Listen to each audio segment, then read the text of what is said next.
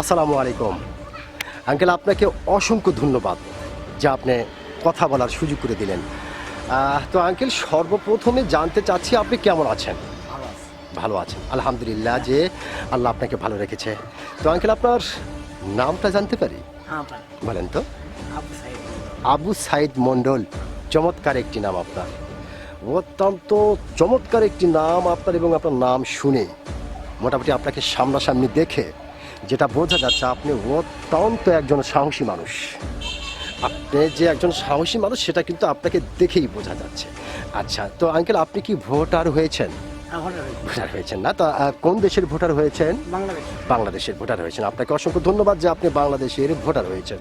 তো আঙ্কেল, যেহেতু আপনি বাংলাদেশের অত্যন্ত একজন সাহসী মানুষ এবং বাংলাদেশের ভোটার, বাংলাদেশের নাগরিক, সেই ক্ষেত্রে একটি বিষয় জানতে চাচ্ছি যে এইবার বাংলাদেশের সরকার কে হতে পারে? এবার আমার ধরো বিএমপি করি। বিএনপি করেন? বিএমপি আচ্ছা আচ্ছা, ধানের শেষ করতো আমরা। ধানের শীষে ভোট দিবেন।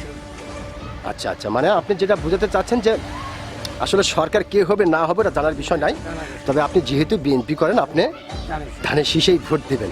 অসংখ্য ধন্যবাদ আপনাকে আঙ্কেল, আপনি যে সত্যিকারের একজন সাহসী মানুষ। না, আমি ধানের শেষ করতাম। হ্যাঁ, আপনি কিন্তু আপনার সাহসিকতার পরিচয় দিয়েছেন। ধন্যবাদ আপনাকে।